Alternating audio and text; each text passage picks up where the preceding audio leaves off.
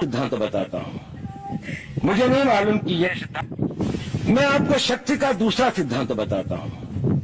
मुझे नहीं मालूम कि यह सिद्धांत मुझे बताना चाहिए या नहीं, मुझे यह भी नहीं मालूम कि यह सही है या नहीं, लेकिन क्योंकि मैं इसको मानता हूं और मुझे मालूम है कि इसके बारे में कई लोग जिनके हायर मॉरल वैल्यूज हैं शायद न भी समझते हो या न भी वो रखते हो, लेकिन एक मेरा विचार है, चाहे तो इस पर विचार करें।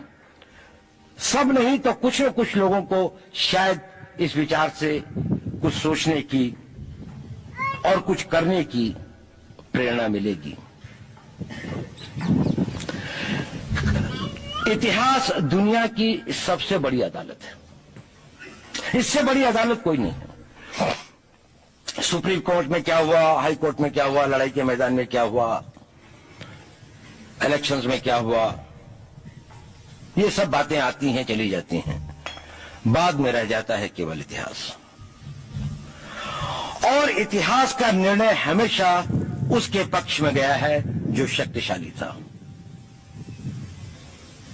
इसने कभी उसका साथ नहीं दिया जो न्याय के साथ था, जो सही था। अगर ऐसा होता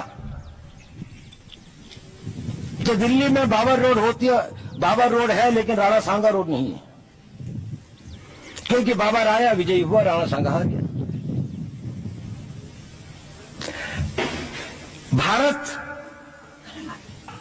की हिंदूशाही किंगडम अफगानिस्तान से होती सिकुड़ती सिकुड़ती सिकुड़ती यहां तक नहीं आ जाती। हमने किसी पर आक्रमण नहीं किया, हमने किसी के जीवन मूल्यों को नष्ट नहीं किया, हमने किसी के धर्म ग्रंथों को और धर्म स्थानों को नष्ट नहीं किया। शायद हम न्याय संगत थे, शायद सत्य भी हमारे पक्ष में था, लेकिन शक्ति हमारे साथ नहीं थी। इसलिए इतिहास ने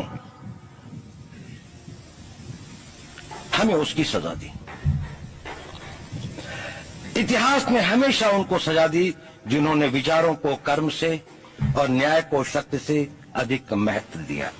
अब मैं ये नहीं कह रहा हूं कि उसको उसकी तिलांजलि कर देनी चाहिए, ये नहीं है कि न्याय का अपना महत्व नहीं है, लेकिन यदि कॉन्फ्लिक्ट ऑफ इंटरेस्ट हो तो शक्तिशाली बनना ज्यादा आवश्यक है।